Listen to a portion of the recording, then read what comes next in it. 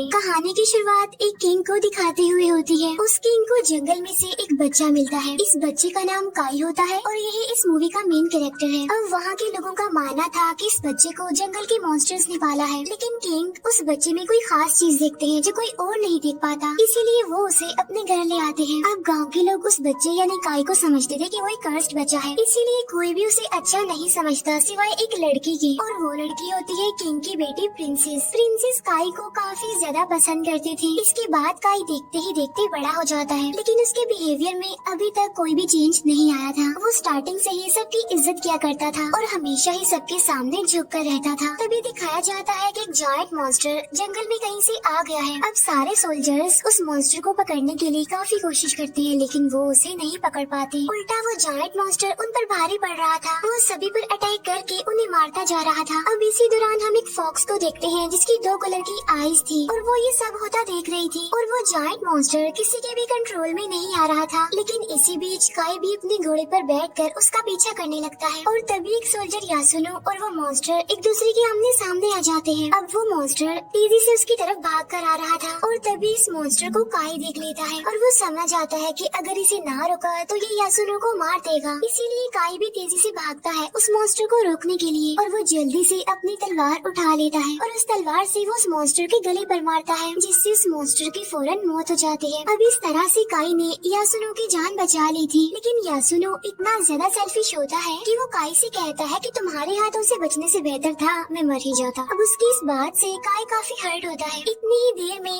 King भी वहाँ पर आ जाते हैं। अब यहाँ पर सब यही सोच रहे होते हैं कि उस मॉन्स्टर को मारा है यासुनो ने, और यासुनो भी किसी को सच्चाई नहीं बताता कि काई ने मारा है उस मॉन्स्टर को, न कि मैंने। एनीवे किंग अब यासुनो को उस मॉन्स्टर का एक सिंग रिस्पेक्ट के तौर पर देते हैं। वहीं पर एक कमांडर भी खड़ा हुआ था जो किंग का सबसे खास आदमी था, और इनका नाम ओइशी था। अब ओइशी काई के हाथों पर लगा हुआ खून देख लेते हैं और वो समझ जाते हैं कि इस मॉन्स्टर को काई ने मारा है। अब यहाँ पर हमें ये बात तो क्लियर हो जाती है कि राजा एक अच्छे इंसान थे। इसके बाद हमें दूसरे किंगडम का राजा दिखाया जाता है जिसका नाम कीरा होता है। अब कीरा अपनी एक खास साथी जो कि एक विच थी उसके साथ मिलकर दूसरे किंगडम पर कब्जा करने का प्लान बनाता है, यानी वो काई के किंगडम पर कब्जा करना चाहते थे। अब जंगल में 2 आंखों वाली फॉक्स जो हमने देखी थी वो कोई और नहीं बल्कि यही विच थी। अब वो विच कीरा को काफी इंसिस्ट करती है कि इस फेस्टिवल पर हम जरूर जाएंगे। इसके कुछ दिन बाद फेस्टिवल स्टार्ट हो जाता है। इस फेस्टिवल में सबसे बड़ा किंग भी आया हुआ था। सबसे बड़ा किंग यानी जो सारे किंगडम्स का लीडर होता है और वही सबसे बड़ा राजा भी होता है। अब किंगडम्स के राजा की बात सबको माननी पड़ती है और उसी का ही हुक्म चलता है। अब यहाँ पर एक खेल होने वाला था। सभी किंगडम्स का एक एक वॉरियर आगे आएगा और वो आपस में लड़ेंगे, और जिस किंगडम का वॉरियर जीत जाएगा उस किंगडम की रिस्पेक्ट बढ़ जाएगी। अब दूसरी किंगडम यानी कीरा की तरफ से एक काफी लंबा चौड़ा आदमी आता है जिसे देखकर सबकी आंखें खुल जाती है। अब काई की तरफ से यासुनो ने आगे आना था क्योंकि सबको लग रहा था कि जायंट मॉन्स्टर को उसने मारा है इसलिए, लेकिन यासुनो तो टेंट में अजीब हालत में मिलता है। तब ये देखकर कमांडर ओइशी का बेटा उससे पूछता है कि क्या हुआ आपको, आप ठीक है ना? असल में यासुनो की आईज बिल्कुल व्हाइट हो गई थी, और जब काई ने उसकी ऐसी हालत देखी तो वो समझ गया कि इसे किसी ने पोजेस कर लिया है। काई कहता है कि किंगडम की इज्जत बचाने के लिए अब किसी को तो जाना ही है ना। अब यहाँ पर एक रूल बनाया गया था कि सिर्फ वॉरियर ही उस लड़ाई में लड़ सकता है और कोई भी नहीं। अब हालांकि काई भी एक वॉरियर ही था, लेकिन कोई भी उसे वॉरियर समझता नहीं था। सबका यही मानना था कि वो प्योर नहीं है, लेकिन इसके बावजूद भी काई वॉरियर्स वाला कॉस्ट्यूम और मास्क पहन लेता है। अब काई उस लंबे चौड़े आदमी से लड़ने के लिए चला जाता है। अब स्टार्टिंग में तो काई ने उसे भारी टक्कर दी, लेकिन जाहिर सी बात है कि वो लंबा चौड़ा आदमी पावरफुल भी था, इसीलिए वो काई को जोर से किक मारता है जिसकी वजह से काई पीछे जाकर गिरता है। इसके बाद काई उठकर दोबारा से उसके साथ लड़ने लगता है, लेकिन इस बार काई की तलवार टूट जाती है और इस बार वो आदमी काई को जोर से पंच मारता है जिसकी वजह से काई दूर जाकर गिरता है। साथ साथ अब उसका मास्क भी उतर जाता है। अब काई को वहाँ पर देखकर सब लोग काफी हैरान रह जाते हैं।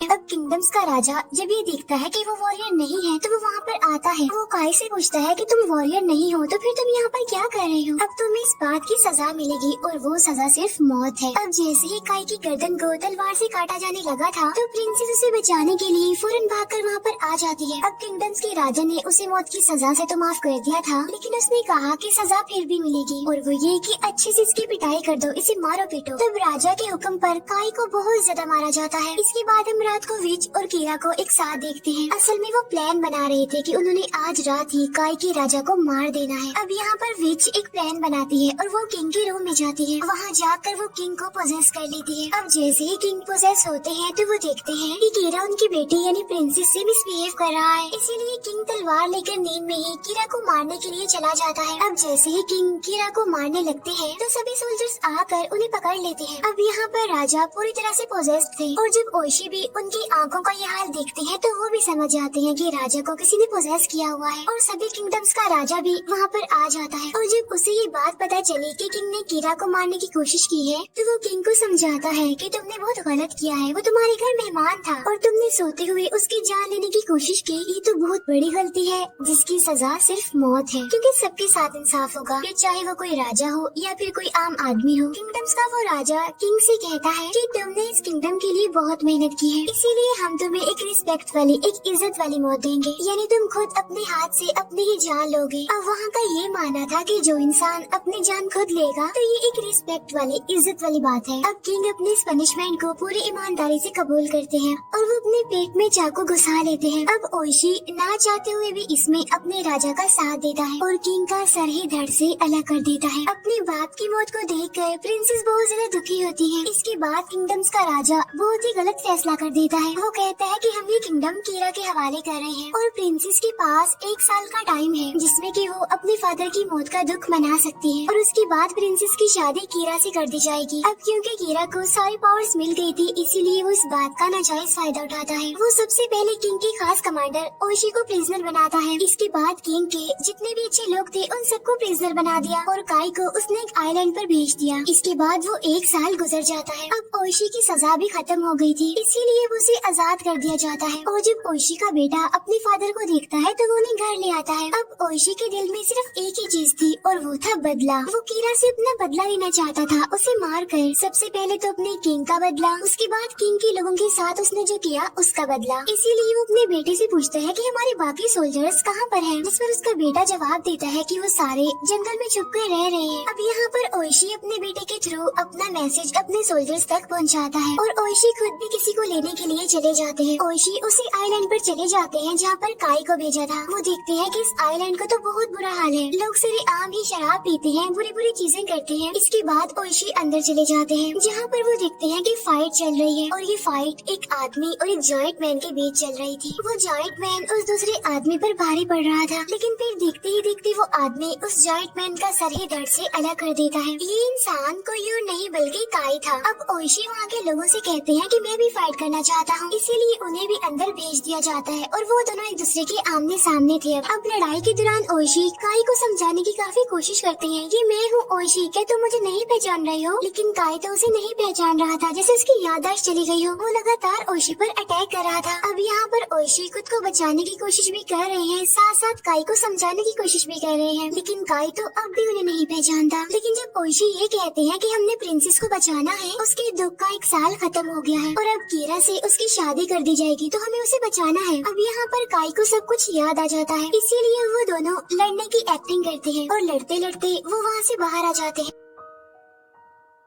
उन्हें रोकने के लिए उन पर गोलियां भी चलाई जाती हैं, लेकिन फिर भी वो किसी न किसी तरह बच जाते हैं और जाते जाते वो वहाँ पर आग लगा देते हैं और वहाँ से भाग जाते हैं। अब यहाँ पर उनकी एक छोटी सी आर्मी बन गई थी लेकिन उनके पास वेपन्स नहीं थे। तो यहाँ पर काई कहता है कि जंगल में जो मॉन्स्टर्स रहते हैं हम उनसे जाके वेपन्स लेंगे, क्योंकि मैं जानता हूँ कि वो हमारी हेल्प जरूर करेंगे। असल में मैं वहीं पर ही पला बड़ा हूँ, सब कुछ वहीं से ही सीखा है, लेकिन वो हमें एक ही शर्त पर वेपन्स देंगे। जब हमने उनकी टेस्ट को पास कर दिया तब उनमें से एक पूछता है कि उनका टेस्ट कितना मुश्किल होगा, इस पर काई कहता है कि वो टेस्ट इतना मुश्किल होता है कि उसे पास करना हर किसी के बस की बात नहीं होती। इसके बाद वो लोग जंगल में एंटर करते हैं। ये कोई आम जंगल नहीं था बल्कि भूतों का जंगल था और कब्रों में से सारी सोल्स बाहर आकर इधर उधर फिर रही थी। इसके बाद ये उन मॉन्स्टर्स की केव तक पहुंच जाते हैं। अब यहाँ पर काई सिर्फ ओशी को ही अपने साथ अंदर लेकर जाता है और बाकी साथियों को वो बाहर ही रुकने के लिए कहता है। फिर थोड़ी अंदर जाकर उसने ओशी को भी वहीं रुकने के लिए कहा और यहाँ पर वो ओशी को ये भी कहता है कि चाहे कुछ भी हो जाए अपना वेपन मत निकालना। इसके बाद काई वहाँ से और अंदर चला जाता है और ओइशी वहीं पर ही रुककर उसका वेट करता है। वहाँ पर जितने भी लोग थे उन्होंने येलो कलर का ड्रेस पहना हुआ था और वो सब झुके हुए थे। इसके बाद काई जब अंदर जाता है तो वहाँ पर मॉन्स्टर जैसा एक इंसान आता है। वो काई को कहता है कि आ गए तुम वापस, मुझे पता था कि तुम जरूर आओगे। जिस पर काई कहता है कि मैं यहाँ पर हथियार लेने आया हूँ। तो वो मॉन्स्टर जैसा इंसान बीच रखी हुई तलवार की तरफ इशारा करके कहता है ले लो हथियार। उधर यासुनो कहता है कि मुझे लग रहा है कि वो लोग काई को ले गए हैं अपने साथ और मुझे इन मॉन्स्टर जैसे इंसानों पर यकीन नहीं है और अगर वो थोड़ी देर के बाद भी वापस ना आए तो हम जाएंगे अंदर। उधर ओइशी भी काई का वेट कर रहा था, लेकिन तभी यासुनो अपने साथियों के साथ वहाँ पर आ जाता है। तब ओइशी उनसे कहता है कि तुम लोग अंदर क्यों आए, मना किया था ना अंदर आने के लिए। अब वहाँ पर जितने भी वो इंसान थे जो झुके हुए थे वो हिलने लगते हैं। तब ये देखकर यासुनो अपनी तलवार निकाल लेता है। अब जैसे ही यासुनो ने तलवार निकाली होती है वैसे ही वो येलो ड्रेस वाले लोग उड़ जाते हैं और उन पर अटैक कर देते हैं। अब वहाँ पर एक आवाज गूंज रही थी जो ओइशी को कह रही थी कि जल्दी करो, अपना हथियार निकालो, अपने साथियों को बचाओ, क्या तुम उन्हें ऐसे ही मरने दोगे। अब ये आवाज सुनकर भी ओइशी अपना हथियार नहीं निकालता। उधर काई और वो मॉन्स्टर जैसा इंसान तलवार से सेम दूरी पर खड़े थे। अब पहले काई उस तलवार की तरफ बढ़ता है और बाद में वो मॉन्स्टर जैसा इंसान। अब क्योंकि उस मॉन्स्टर जैसे इंसान में पावर्स थी इसीलिए वो आगे बढ़ रहा था तेजी से। लेकिन यहाँ पर हम ये जान पाते हैं कि वो सारी पावर्स काई के पास भी थी, क्योंकि बचपन में उसने सब कुछ इन लोगों से ही तो सीखा था। तो इसीलिए काई उससे भी ज्यादा स्पीड में आगे आकर वो तलवार ले लेता है। उधर दिखाया जाता है कि ओइशी ने अपनी तलवार नहीं निकाली तो सब कुछ पहले जैसा हो गया। बात ये है कि उसके साथी तो अंदर आए ही नहीं थे, उसे सिर्फ विजन दिखाया जा रहा था ताकि वो अपना हथियार निकाले। उसने तलवार इसीलिए नहीं निकाली क्योंकि उसे काई की बात याद थी कि चाहे कुछ भी हो जाए हथियार नहीं निकालना। अब क्योंकि इन्होंने उन मॉन्स्टर जैसे इंसानों का टेस्ट पास कर लिया तो इसीलिए सारे हथियार उन्हें मिल जाते हैं और अब ये टोटल 47 रोनिन हो गए हैं। अब यहाँ पर मैं आपको ये बता दूं कि रोनिन आखिर होते कौन है।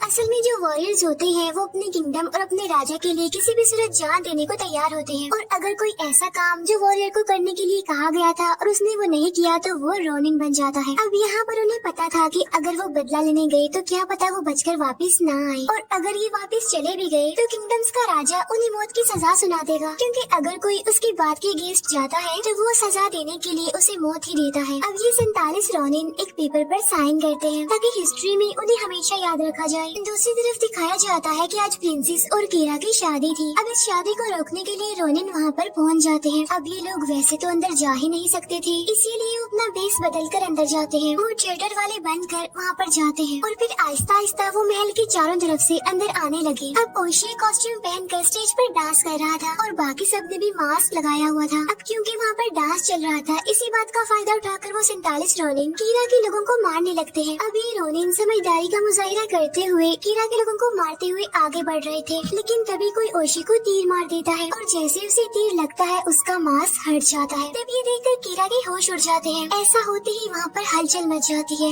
कीरा और 47 रोनिन के बीच फाइट होने लगती है। वहाँ पर बिल्कुल जंग का माहौल बन गया था। अब हालांकि 47 रोनिन कीरा के बहुत सारे लोगों को मार चुके थे, लेकिन इसके बावजूद भी उनकी लड़ाई जबरदस्त हो रही थी। इसी बीच काई भी प्रिंसेस के पास पहुँच जाता है। उधर ओइशी भी कीरा के पीछे पड़ा हुआ था। जैसे ही काई प्रिंसेस को ये कहता है कि हमें एक होने से कोई नहीं रोक सकता, तो तभी वहाँ पर वो विच आ जाती है और तभी अचानक से वो विच अपने असली रूप में आ जाती है, यानी वो एक ड्रैगन थी और साइज में भी काफी बड़ी थी। अब यहाँ पर काई हिम्मत करके बहादुरी से उसका मुकाबला करने लगता है, लेकिन वो तो हर जगह फैल चुकी थी और मुँह से आग निकाल रही थी। अब काई अपनी तलवार बाजी को इस्तेमाल करता है और वो उस विच को मार देता है। उधर ओइशी भी कीरा पर भारी पड़ रहा था। ओइशी कीरा को कहता है कि मैंने तुम्हें कहा था ना कि मैं सबका बदला लेकर रहूंगा तुमसे, और ऐसा कहकर ही वो कीरा का सर ही धड़ से अलग कर देता है। अब उसने कीरा का सर अपने हाथ में पकड़ा होता है। तब कीरा के सर को उसके हाथ में देखकर लड़ाई रुक जाती है। अब यहाँ पर 47 रोनिन जीत गए थे और उन्होंने अपना बदला भी ले लिया था कीरा से। लेकिन जब वो सभी किंगडम्स के राजा के पास जाते हैं तो राजा उन्हें कहता है कि तुमने ये काम मेरी मर्जी के खिलाफ किया है। मैंने कहा था कि कोई अटैक नहीं करना, कोई बदला नहीं लेना, लेकिन तुमने फिर भी ऐसा किया, इसीलिए अब तुम्हारे लिए सिर्फ मौत की सजा है। लेकिन तुम सब रिस्पेक्ट यानी इज्जत वाली मौत ही मरोगे, क्योंकि बेशक तुम मेरे खिलाफ गए लेकिन तुमने अपने राजा राजा को इंसाफ दिलाने के लिए अपनी जान की परवाह भी नहीं की। इसीलिए मैं तुम्हें इज्जत की मौत देना चाहता हूँ। यानी तुम भी तुम्हारे राजा की तरह खुद ही अपनी जान लो, यानी खुद ही अपने आप को मारो। अब यहाँ पर ओशी उसकी ये बात मान लेता है। इसके बाद दिखाया जाता है कि उन सबने व्हाइट कलर का ड्रेस पहन लिया है और खुद को मारने के लिए वो बिल्कुल रेडी है। और ये सब देखकर प्रिंसेस रो रही होती है। फिर किंगडम्स का राजा ओशी के बेटे को वहाँ से उठा देता है और कहा कि तुम अपनी जान मत लो, क्योंकि मैं चाहता हूँ कि ओशी का कोई तो एक जिंदा बचे उसकी निशानी के तौर पर। इसके बाद वो सब अपनी जान ले लेते हैं। रिस्पेक्ट वाली मौत मिलती है उनको, बिल्कुल वॉरियर की तरह। तब उन्हें देखकर प्रिंसेस रोने लगती है और यहीं पर ये मूवी दी एंड हो जाती है।